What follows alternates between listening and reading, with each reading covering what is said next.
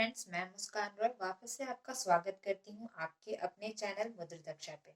आज मैं आप लोगों को नया चैप्टर स्टार्ट करने वाली हूँ आप लोगों के लिए, that is body fluid and circulation. This chapter is coming into your board exams. Sorry, आप लोगों का तो शायद बोर्ड नहीं है 11th क्लास का, कोई बात नहीं। आप लोगों के इस बार फाइनल एग्जाम्स में ये वाला चैप्टर आएगा, ठीक है। तो अब मैंने सोचा है कि वही चैप्टर पढ़ाऊंगी जो आप लोगों के सिलेबस में है, जो आएगा, क्योंकि कोरोना की वजह से काफी सारे चैप्टर्स को डिलीट कर दिया गया है। ओके, तो आज हम स्टार्ट करने वाले हैं body fluid and circulation. It is very interesting chapter and topic as well, ठीक है।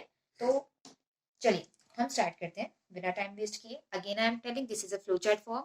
You guys can take the screenshot और even you guys can write it as it is in your copies. Okay, चलिए सबसे पहले body fluid and circulation. Blood, वो blood आपको पता है क्या होता है? खून, सभी को मालूम है, ठीक है। ब्लड में प्लाज्मा पाया जाता है और प्लाज्मा पाया जाता है और कुछ एलिमेंट्स पाए जाते हैं। ओके, प्लाज्मा जो है वो 55% पाया जाता है एंड द एलिमेंट्स जो जिससे ब्लड बना है वो 45% पाया जाता है। ओके, लार्ज कंटेंट किसका हो गया यहाँ पर? प्लाज्मा का। Plasma is found 55% in the blood. Okay, blood, what is blood? सभी को पता है, टिश्यू चैप्टर आप लोगों ने शायद 9th में पढ़ा था। उसमें आप लोगों को अलग अलग टाइप के टिश्यूज के बारे में बताया गया था 9th क्लास में। ओके, तो उसमें एक कनेक्टिव टिश्यू भी था, है ना। तो उस कनेक्टिव टिश्यू में एक पार्ट आपका ब्लड भी था, है ना। तो ये जो ब्लड है, it is a special connective tissue. Okay, blood is a special connective tissue. It is a red fluid. It is red fluid because उसमें हेमोग्लोबिन होता है। ये बात आप सभी को पता है।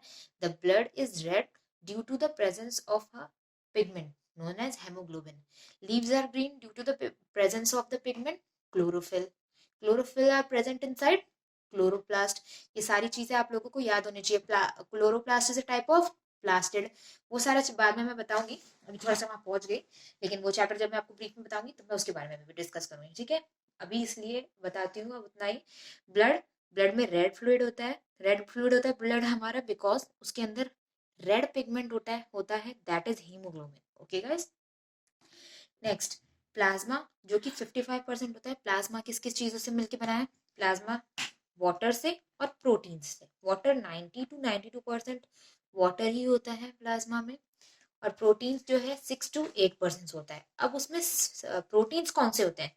फिब्रोजन, ग्लोब्यूलिन, एल्ब्यूमिन्स। ओके, ये नेम्स आप लोगों को लर्न हो जाने चाहिए। Fibrinogen, globulin, albumin. Okay, next straw coloured. Plasma कौन से कलर का होता है आपका? Straw coloured. Okay, it is something like opaque. Opaque पता है ना आप लोगों को? ट्रांसपेरेंट, ओपेक, ट्रांसलूसेंट पढ़ा होगा आप लोगों ने, ठीक है। It is something like opaque और ट्रांसलूसेंट, यू कैन से, ठीक है। तो ये ऐसा स्ट्रॉ कलर्ड होता है। अब देखिए इसके जो प्रोटीन्स हैं, प्रोटीन्स में आप लोगों को देखा 3 टाइप ऑफ प्रोटीन्स है, फिब्रोजन, ग्लोब्यूलिन और एल्ब्यूमिन। अब इनका काम पढ़ लेते हैं। फिब्रोजन इज हेल्प, फिब्रोजन का काम क्या है? क्लॉटिंग में, या फिर बोल सकते हैं हम कोएगुलेशन में हेल्प करता है। देखिए हम लोगों को चोट लग जाती है, ठीक है, तो आप लोगों को पता है हमारे ब्लड में, हम लोगों को बचपन में पढ़ाया जाता था कि ब्लड में WBC होती है, RBC होती है, प्लेटलेट्स होती है, राइट। तो प्लेटलेट्स का क्या काम होता है? क्लॉटिंग करने का। पहले हमको यही सिखाया जाता था, है ना। लेकिन अभी हम लोग थोड़ा सा एडवांस हो चुके हैं, थोड़ा ऊपर के लेवल का पढ़ रहे हैं, तो इस वजह से हमारे जो प्रोटीन्स में फिब्रोजन आता है, तो ये जो फिब्रोजन है that helps in the clotting और coagulation of the blood. Okay, तो ब्लड क्लॉट करने में किसकी मदद से ब्लड क्लॉट होता है? फिब्रोजन की मदद से। ओके, नेक्स्ट आते हैं हम ग्लोब्यूलिन पे। ग्लोब्यूलिन किस में काम करता है? Defence mechanism of blood. हमने बचपन में क्या पढ़ा था? WBC जो है हमारे सोल्जर्स की तरह काम करते हैं। They protect us from the virus coming from outside the body. Just like that, globulin जो है वो भी हमारे defence mechanism of the blood में हेल्प करते हैं। ओके, एल्ब्यूमिन जो है it helps in the osmotic balance. अब आप लोगों को ऑस्मोटिक बैलेंस तो पता ही होना चाहिए, राइट। ऑस्मोसिस, डिफ्यूजन, के दोनों ही चैप्टर आप लोगों ने सेल में पढ़े होंगे। नहीं पढ़े तो मैं जब पढ़ाऊंगी तो भी मैं पढ़ा दूंगी, बट मैं आपको यहाँ पे बता देती हूँ। ऑस्मोसिस इज द प्रोसेस जिससे हायर कंसेंट्रेशन से लोअर कंसेंट्रेशन की तरफ वाटर जाता है, पता होगा ना आपको। तो ये ऑस्मोटिक बैलेंस सेल्स में बनाना पड़ता है, पता है ना आपको। तो एल्ब्यूमिन ऑस्मोटिक बैलेंस को बनाए रखने में मदद करता है। ओके, नेक्स्ट आते हैं हम सीरम पे। सीरम क्या होता है? Plasma without clotting factor, inactive form. अब देखिए, this is very very important from the examination point of view, even from the NEET point of view. Serum जो होता है, प्लाज्मा होता है without clotting factor, inactive form होती है। अब सीरम क्यों रखते हैं, सीरम का क्या काम है?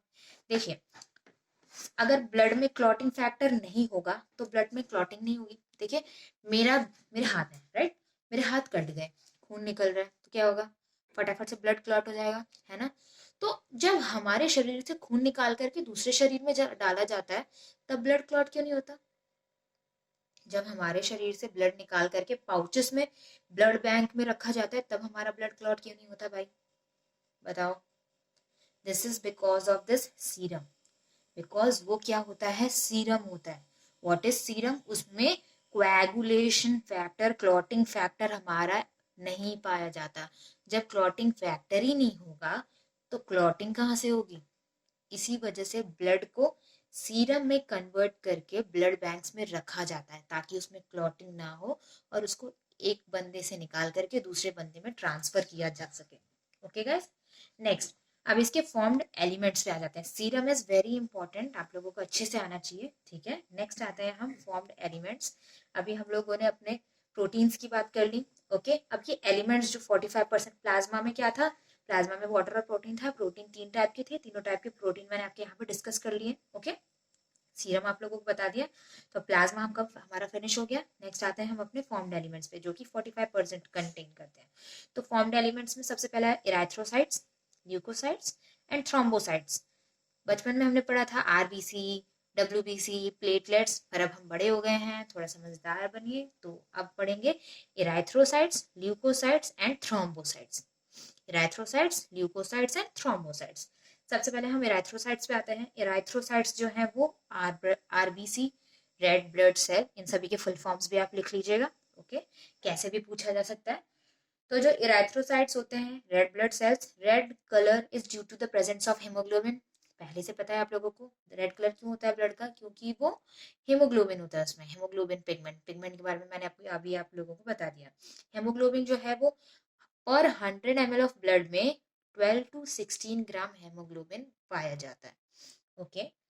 एन्यूक्लिएटेड होता है, इसमें न्यूक्लियस नहीं होता। अब मैं आप मेरे को कमेंट सेक्शन में बताइए, इसमें न्यूक्लियस क्यों नहीं होगा?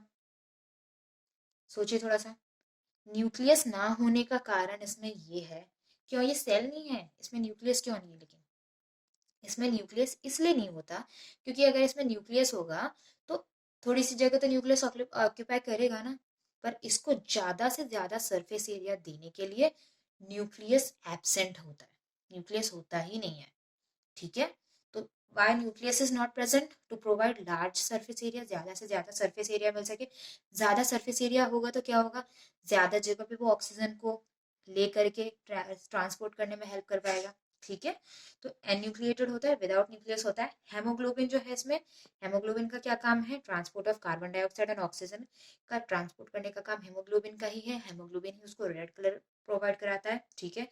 Haemoglobin carbon dioxide, oxygen, nutrients and hormones, ये सारी चीजों के ट्रांसपोर्ट में हेल्प करता है, ओके। नेक्स्ट आते हैं 5 to 5.5 मिलियन आरबीसी पर मीटर क्यूबिक ब्लड में पाए जाते हैं, okay. The blood is biconcave in shape.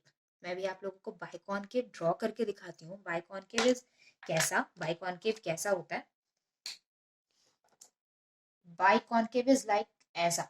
Side view देखें तो हम इसका ऐसा रहता है, और बीच में से देखें तो ऐसा कुछ। आप लोगों ने हाजमोला खाया ना? हाजमोला खाया है? हाजमोला तो खाया ही नहीं होगा, है ना? तो जो हाजमोला देखा है आपने, बीच में से थोड़ा सा चिपटा हुआ होता है और साइड साइड से एडजस्ट से थोड़ा सा ऊपर की तरफ बल्ज देता है, सेम वैसा ही बाइकॉनकेव शेप इसका भी होता है। बाइकॉनकेव शेप भी इसका इसी पर्पज से दिया जाता है ताकि लार्ज सरफेस एरिया मिले फॉर दी हेमोग्लोबिन, ओके। इसकी जो लाइफ स्पैन है ये 120 डेज की होती है मैक्सिमम, ओके।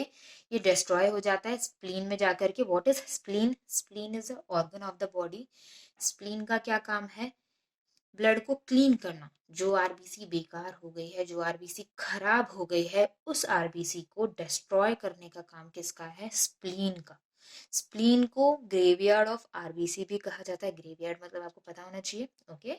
तो स्प्लीन को ग्रेवयार्ड ऑफ आरबीसी भी कहा जाता है। इसका काम क्या है? ब्लड को क्लीन करने का। इससे भी क्वेश्चन बनते हैं, व्हाट इज स्प्लीन, स्प्लीन का क्या काम है, ऐसा बोल के, ठीक है।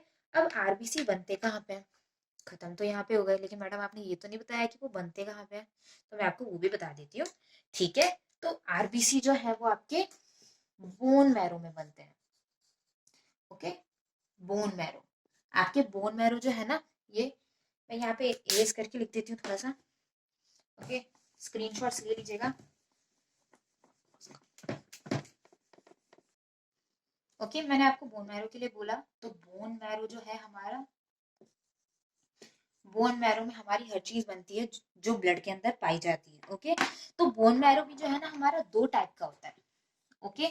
एक होता है रेड बोन मैरो, ओके, और एक होता है व्हाइट येलो,